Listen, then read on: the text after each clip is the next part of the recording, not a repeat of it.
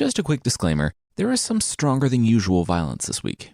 There are kids who listen to this show, so I always want to give a heads up. Check out the post on mythsandlegends.com for more details. This week on Myths and Legends, it's the continuation of our Robin Hood tale, and this time, the Sheriff of Nottingham is on his last nerve. With his reputation on the line, failure is not an option, despite his unimpressive past being peppered with exactly that. The creature this week is that stinky guy with the weird hair and clammy skin, who might just try to keep your soul in a jar.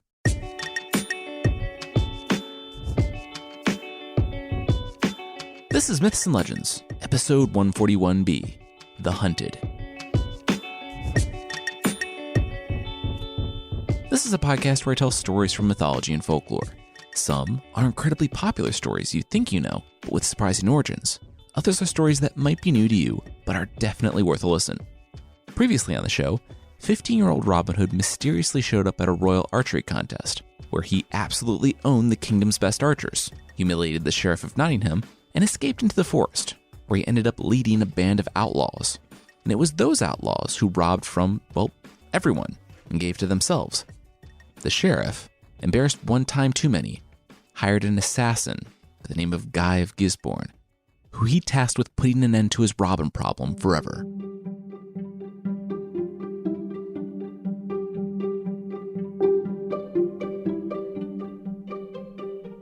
Robin had been captured.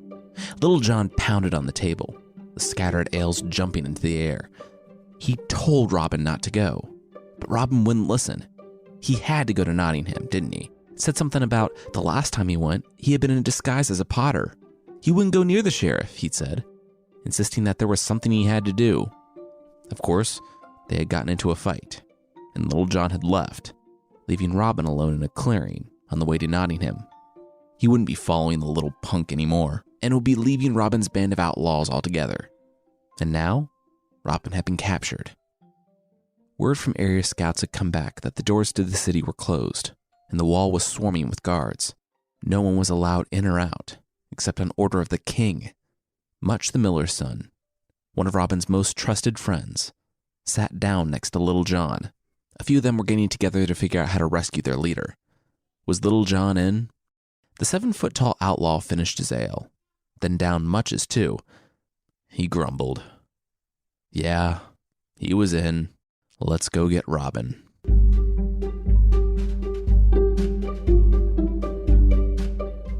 A few hours earlier, Robin wasn't thinking about the sheriff, or the dungeons, or the dozens of guards that would be on the walls on his behalf. He was thinking about church. He was thinking about peace. He hadn't been in church in, well, years. Since he'd first stepped foot in the forest. Since he had left home. By now, Robin had been stealing for years, and it was finally starting to wear on him as he sat looking out across the greenery one May morning. At the splendor of God in the forest, he knew. He knew that he had to go to church. He felt it so deeply that he ignored Much's advice to take a dozen or so armed men. Robin was convinced that he only needed one, Little John. But then Little John abandoned him along the way. They fought about something. Robin shot better, but John said he was cheating and John threatened to leave the band. He never would, Robin knew. So Robin had let John go. He would walk the rest of the way in prayer and contemplation. Most of the people in Nottingham didn't travel through Sherwood Forest, for the mere reason that there was no purpose in traveling through the forest. Merchants, priests, knights, and emissaries of the king traveled, but most of the people in town never went more than 5 miles from their home their entire lives. So Robin figured that he had nothing to worry about from the townsfolk. The true danger crept out of the church the moment Robin entered it. He was a monk from London that Robin had relieved of some cash on his way into town earlier that week. For a monk, he certainly knew a lot of colorful words and didn't have trouble calling Robin every single one of them. As Robin prayed, he distinctly heard 12 pairs of boots stomp into the sanctuary behind him, and the heavy oak doors creaking shut. The Sheriff of Nottingham bellowed from the back. He was under arrest. Robin's hand slowly moved to his sword mid-prayer. As the sheriff's man put his hand on the praying form of Robin, Robin asked for forgiveness and turned around. It was a miracle that none of the nearby parishioners were injured in the foray. The sheriff had been obsessed with Robin ever since the incident with the potter. That is, since everyone had seen the sheriff sprinting into town with nothing but a rope tying him to a horse. If a few people unlucky enough to be praying at the wrong time died, well, at least they would have a good shot at heaven, the sheriff thought. It was necessary to finally capture Robin Hood, the scourge of Sherwood Forest, and the man who had humiliated him. Flanked by 12 armed men, the sheriff of Nottingham stormed the church, and, within minutes, there were 12 corpses, but no prisoner. As Robin advanced toward the sheriff, the officer, to his credit, didn't flee. Robin brought his sword down hard on the sheriff's skull, but the sword broke. Robin stood in utter shock as a little glint of metal shimmered from beneath the sheriff's mantle. Dropping the broken sword and scrambling for a dagger, Robin caught the first blow from the sheriff's club square in his jaw, and, with the second on the back of the head, the world went dark. The sheriff gave Robin a few more pounds for good measure before tossing his club to the ground and knocking on the door. It was done. It was a success. Robin Hood had been captured. He dragged Robin Hood to the dungeons beneath Nottingham Castle, and he ordered the city on full lockdown after the monk left for London. The sheriff of Nottingham wasn't the only powerful enemy Robin Hood had made, and Robin would answer for his crimes.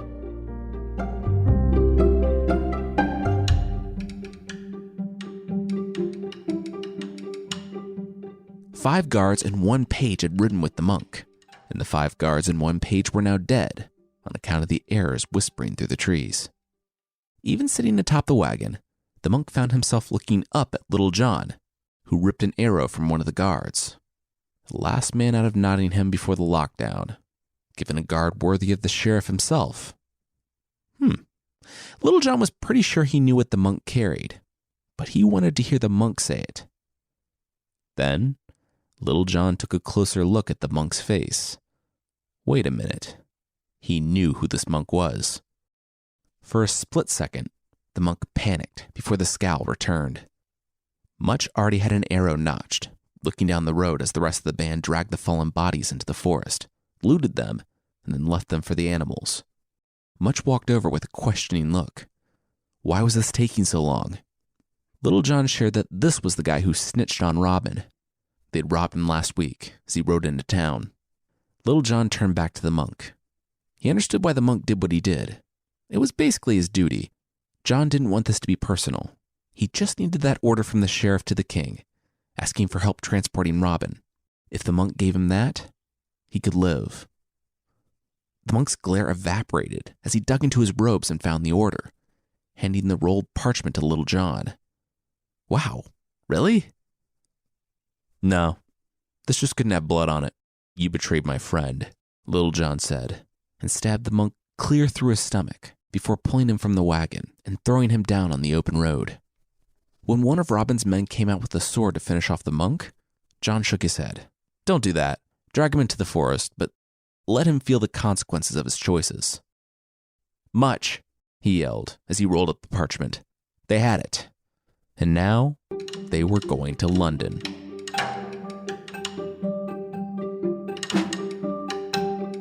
Sometime later, the carriage thundered into the city of London, the largest city in Great Britain and the seat of the king. Much sat there in awe, but Little John remained focused and serious. London was the greatest city he had ever seen, but he had to play the part for the life of his friend. You're a big one, aren't you? The guards remarked, craning their necks to look Little John in the face. John thrust the request from the sheriff into their hands.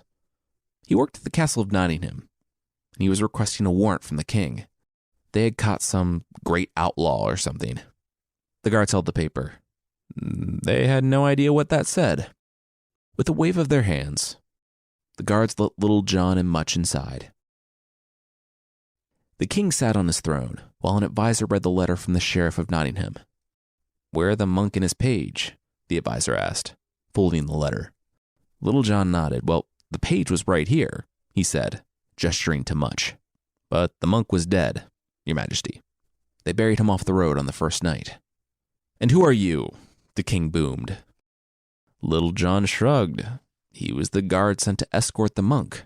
Sherwood Forest was a dangerous place. And you guarded the monk? The advisor to the king asked. Yes. Couldn't guard him from dysentery, though, which is how he died, John said with another shrug. The king nodded. He understood that. Like, seriously, were antibiotics that difficult to invent? They could be killed by a paper cut. The Middle Ages were rough. He turned to his scribe. Anyway, give these men an order to escort Robin whatever from wherever here to be, I don't know, executed or something. These two looked like they could handle the job. And if they couldn't, who cared? It was just some outlaw. The king stared impatiently as the ink dried. He pressed his signet ring to the melted wax and shooed the guest from the room so he could get back to his comparatively awesome life. In under an hour, Little John and Much were back in their cart, riding out for London and making their way back to Nottingham, royal order in hand.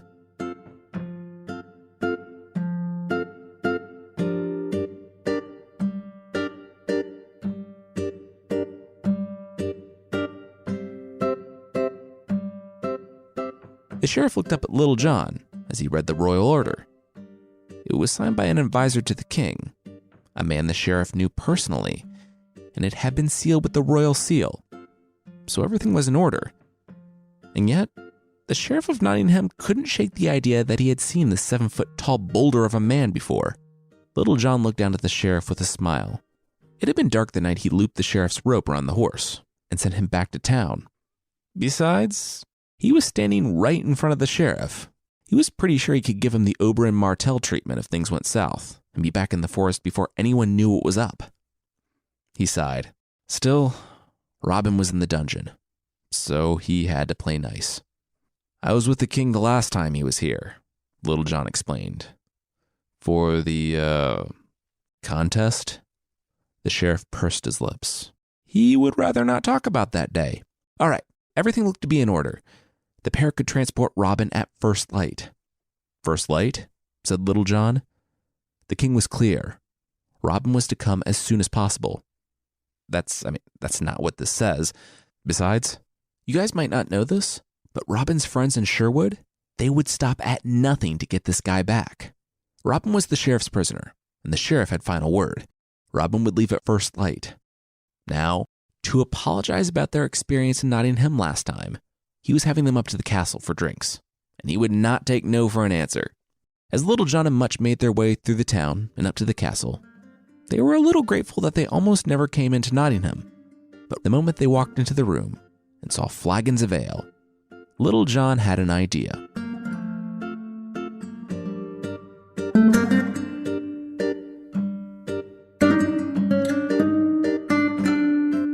We'll see the completion of John and Much's master plan, but that will be right after this. You can read as much as you want from over 1 million books with Kindle Unlimited. So I've personally had a Kindle for about 10 years, and from day one, it's been my favorite device. Gone were the difficult choices of deciding which books to take with you on vacation, a dilemma every nerd child knows. And these days, you can start on your Kindle and pick it up seamlessly on your phone, computer, or tablet. I mean, if you wanted to, you could even look like you're working very hard while reading your new favorite book on the Kindle desktop app. Not that I ever did that when I had a normal job. Kindle Unlimited takes what's awesome about the Kindle and the Kindle app and multiplies it by about 1 million, because that's how many ebooks you immediately have access to. From The Lord of the Rings to 1984 to selected poems, you'll find a book you love on there. Books may be added or removed from time to time, but with a variety of genres and titles, you'll absolutely find your next favorite read. For a limited time, get 2 months of Kindle Unlimited for just 99 cents by visiting amazon.com/legends. That's amazon.com/legends to get 2 months of Kindle Unlimited for only 99 cents. Kindle. Read more, spend less. This week's episode is brought to you by Madison Reed. So, you know what's really tough? Leaving the house. No, but say you have a day off. Do you want to make an appointment weeks in advance to have your hair colored? Have to go to a salon, pay a ton of money, and wait and wait? No, who wants that, right? But now you can have awesome, professional hair color delivered to your door for less than $25. People love the results. Gorgeous, shiny, multi-dimensional, healthy-looking hair that you can color at home and look like you just came from the salon, all without the massive price tag and having it eat up a chunk of your day. Madison Reed color is unique because it's crafted by master colorists who blend so many nuances together to create over 45 gorgeous, multi-tonal shades. You can color at home, watch like Netflix or whatever while it works, and the only one who will know that you didn't go to a salon is you. Oh, and your bank account. Find your perfect shade at madison-reed.com. Myths and Legends listeners get 10% off, plus free shipping on their first color kit with code LEGENDS. That's code LEGENDS at madison-reed.com. All right, now back to the show.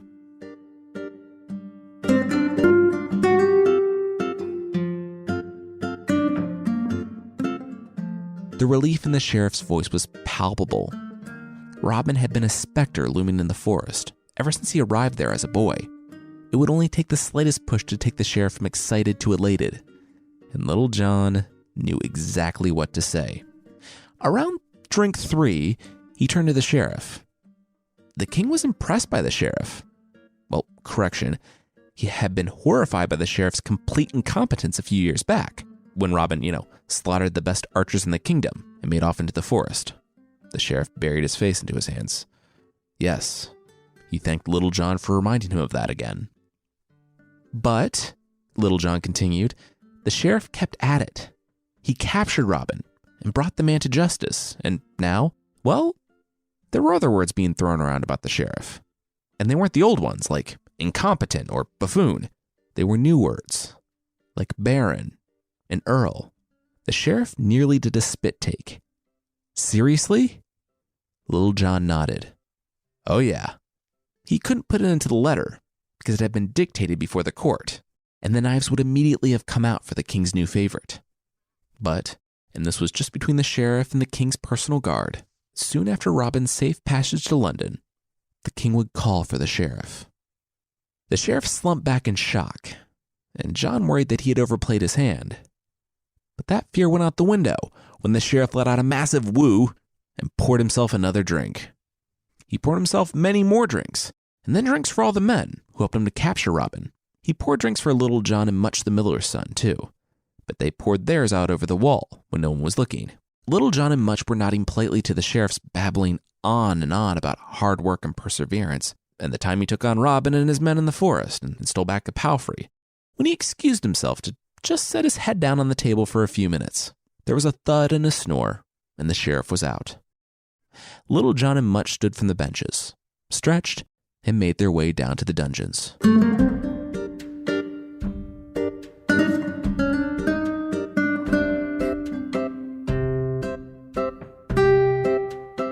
Hey, you guarding the prisoner? Much thundered to the jailer, mustering as much authority as he could.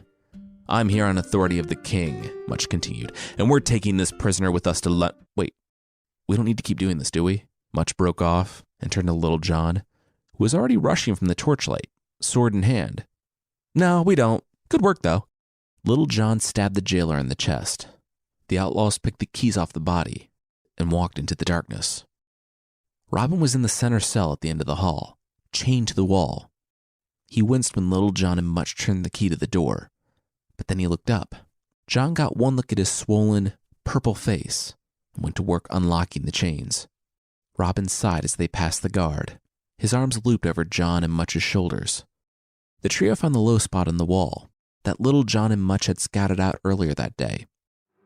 John lowered Robin down, and Much helped him to his feet as, in the wee hours of the morning, the pair carried the limping Robin Hood back home, back to Sherwood Forest.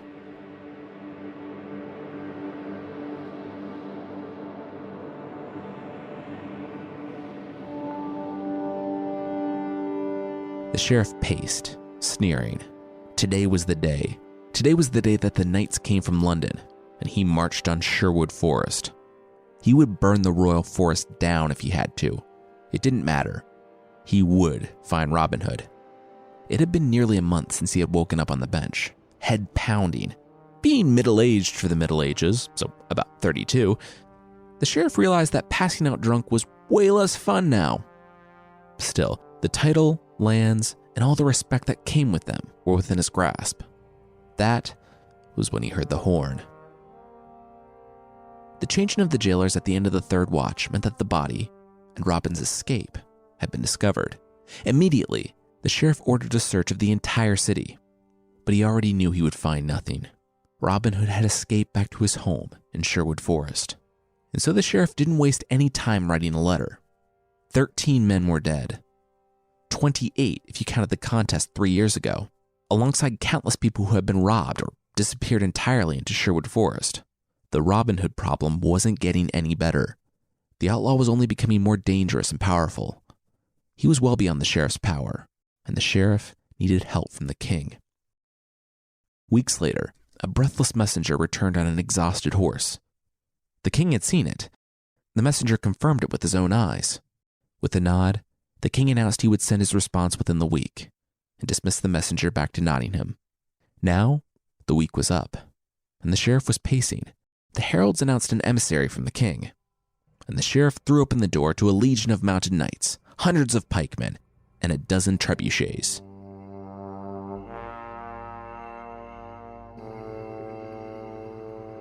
Or so he thought. Instead, he looked down into the face of one wizened old man who handed him a document, a familiar one, sealed with the king's signet ring, before shuffling back toward the gate and his horse. The sheriff tore open the letter and read the king's response. It led by saying that he was aware Robin had escaped both of their grasps through an elaborate ruse, a con involving both of them, and that was hilarious. The king couldn't believe how flawlessly they had pulled it off. He wasn't even mad. I mean, publicly he had to be mad, but really, he was just impressed. But seriously, he wouldn't be sending any knights to burn down the forest or whatever the sheriff had put in his request. It was a royal forest, for one, and two, if the king got involved, that made him look incompetent too. Robin Hood was the sheriff's problem, and the sheriff's problem he would remain. There would be no getting sucked down into the black hole of failure that was the sheriff of Nottingham's current state of affairs. And frankly, an outlaw who had already outsmarted them both? Good luck. The sheriff swore and threw the letter down. There would be no help from London, and he had just lost a dozen of his own men, and lost Robin Hood out of his own dungeons. He had tried everything. Even the assassin he had hired had disappeared with the cash. Then, the sheriff heard shouting from the gate. When he left the castle, people were arrayed all along the wall, and commoners lined the streets.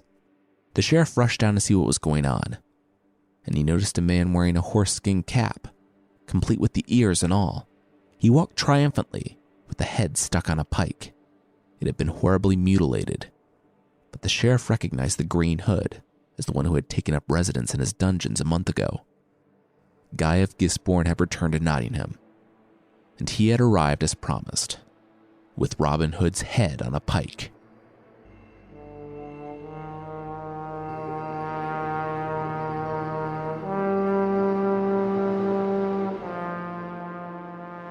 Earlier that day, Robin Hood had been out on a walk.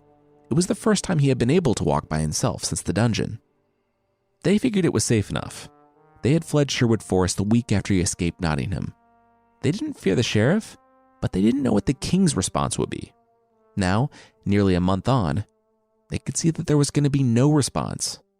Scouts moved daily between Barnesdale, where they now hid, and Sherwood.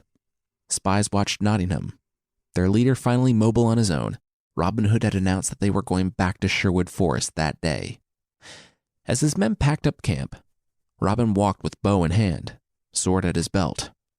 He had argued with Little John that morning, asking his friend to leave him alone. There was nothing to worry about, he told Little John. Lying, of course. But Robin had it in hand. He was hunting the men who were going to kill him. He'd been having dreams for the last few days. And even though Little John had promised them that they would disappear like wind on a hill, they still haunted him. In his dreams, 2 men stood over him. He was bound, and the men stabbed him. As the light faded in his dream, the pair slowly started to come into focus. Each night they became clearer, and each night they came just a little closer. Last night, he almost saw the face of the man who stabbed him. And that morning, he'd felt drawn toward the forest. It was unfamiliar land, and Robin was looking forward to getting back to old Sherwood Forest. But maybe not getting back to normal. Something had to change. He'd been sucked into their world, and he was playing a part. like he was one of them. The crown taxed the people, the church taxed the people. The outlaws took what they could and gave the people something to hate. A boogeyman that the church and the crown could blame, while they continued robbing the people worse than Robin ever could. Now, Robin was realizing he had been sucked into their system, and something had to change. Just then, he heard the thudding of arrows into a tree. He ducked and took cover, notching an arrow of his own, when he realized they weren't coming for him. Steady, unhurried footsteps crunched sticks and detritus as the man went to pull his arrows from the tree.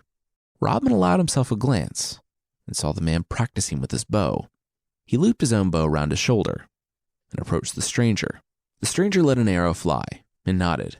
Robin remarked that the stranger was a good shot. What was his name?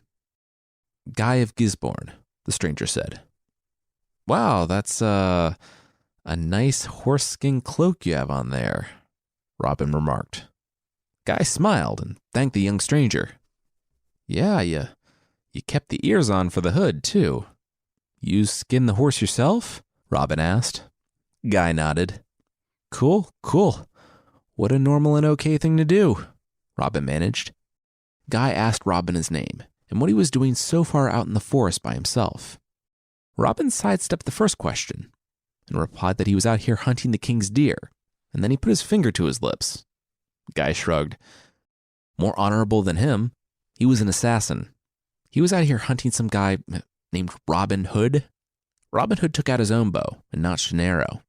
With a laugh, he said that guy was a little too far south for that, right? That the kid, Robin Hood, usually worked in Sherwood Forest, if he even existed. Oh, he exists, Guy replied, firing another arrow. The sheriff caught him a few weeks back. Guy thought that he wouldn't get paid for the job, but then Robin escaped. When Guy found their camp in Sherwood, it was abandoned, and he had tracked the scouts here, to the group's new camp. Wait, Robin Hood is real? And he's here in Barnesdale? Robin sputtered, wide-eyed. Guy shook his head. Not for long. The band was packing up. They were probably heading back to Sherwood Forest. And when they did, they would be in for a nasty surprise. Robin Hood turned to Guy. Like what? Guy beamed. He tipped off one of the sheriff's men early that morning. There would be 140 armed guards waiting for them when they returned to camp. The sheriff didn't know, of course. There was no job too simple for him to screw up. Robin swallowed hard. He had to find a way out of here. He had to warn his men. The funny thing about this Robin Hood is that the sheriff of Nottingham thinks he's some mastermind, Guy continued. You want to know something about this so-called legendary outlaw? The one who can't be caught? Robin, still searching for an exit that wouldn't reveal himself, nodded absent-mindedly. Yeah, he's just a kid. A kid who ran away from home into the forest. Sure, the circumstances were tragic, but he's not only conning the sheriff, but his own men. He's got no plan. He took control of some band of outlaws because he was smarter than them, and he had trained with his father's master of arms. He would have been a knight if it wasn't for what happened, but he had no idea what he was doing. And now, a whole lot of people were going to die because of it. Robin heard another one of Guy's arrows thud into a tree. Anyway, I should let you go, Guy said. Robin turned, and he saw that Guy had sidled up next to him. Before Robin could reach for his knife, before he could do anything, he felt Guy's dagger slide into his side. With a smile, Guy jammed it in up to the hilt. It was very nice to meet you. Don't worry about going to warn your men. You'll see them soon enough. And then you can tell them all about who you really are, Robin of Locksley. Robin gasped as Guy twisted the knife, and all the famous outlaw could do was pray.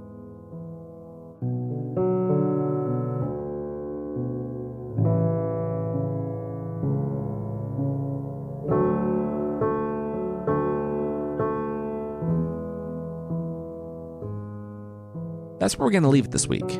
Next week, we'll conclude the shocking beginning to our Robin Hood stories by seeing what happened when Little John, Much, Friar Tuck, and the others arrived back at Sherwood Forest to find 140 heavily armed men waiting for them. And we'll see what the sheriff does with all of his unexpected good luck.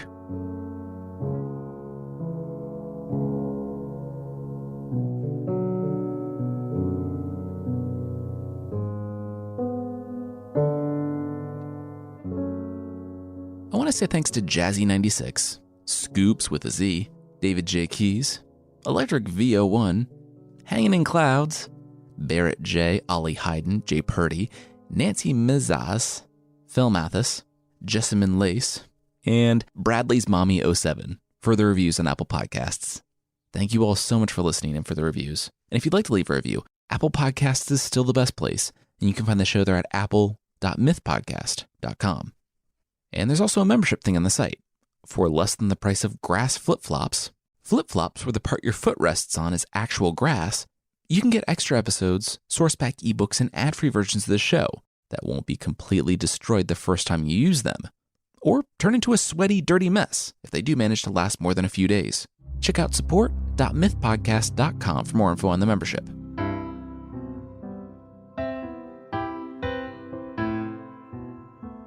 The creature this week is the merman, from the folklore of basically everywhere. Despite their alluring blue steel faces making appearances in lotion commercials, and the merman's generally attractive and appealing counterpart, the mermaid, the merman is seriously a mixed bag. I guess there's a reason why mermaids are always looking for mates on land, and from sailors, because the merman from the folklore of Ireland and Scotland at least, is a hunched and wrinkled old man, with beady little pig eyes and hair that's almost indistinguishable from seaweed in texture, smell, and mouthfeel. Their skin feels like that of an eel. Their breath reeks of rotting fish, which I guess makes sense when you think about their diet and likely lack of dental hygiene under the sea. Also, their nose and cheeks are generally flushed and red, because after they find a shipwreck or wreck a ship they find, they'll immediately consume all the alcohol on board. I mean, that I get at least. It's not like those barrels are airtight, and once they go into the water, the clock is ticking. In Cornish folklore, the buka, a specific type of merman, can be placated with offerings of fish, which seems like kind of a slap in the face to beings who are constantly surrounded by fish, and who probably have a lot of fish friends. But I guess a free meal is a free meal. The Irish marrow comes from a Cornish cognate, which means sea hog, and if being generally gross wasn't enough, they keep sailors' souls in lobster pots under the water. I don't know what they do with them. Now, the Scandinavian merman is a different story, and he's probably what you think about when you think about merman. He's this ripped guy with flowing black or green hair and a beard. He doesn't stink, I'm assuming he brushes his teeth, and he doesn't want anything to do with you. The Scandinavian mermen are extremely reclusive, and even though they can cure illnesses, lift curses, and make potions, they don't really share these talents, preferring instead to hang out at the bottom of the sea or inside inaccessible caves. So yeah, when it comes to mermen, you have two options. The one who's really into you, but he's a stinky drunk guy with clammy skin who's really into his weird little collections, or the Jack Doctor with great hair who wants nothing to do with you.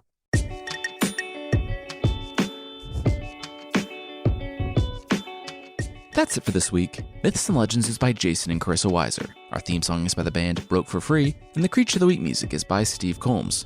There are links to even more music in the show notes, and I want to say thanks again to Kindle Unlimited for sponsoring us this week. Read as much as you want from over 1 million books and 5,000 audiobooks with Kindle Unlimited. Enjoy Kindle Unlimited on any device with the Kindle app and read anytime, anywhere. Books may be added and removed from time to time, but with a variety of genres and titles, you're sure to find your next favorite read. For a limited time, get 2 months of Kindle Unlimited for just 99 cents by visiting amazon.com/legends. All right, thank you so much for listening, and I'll see you next time.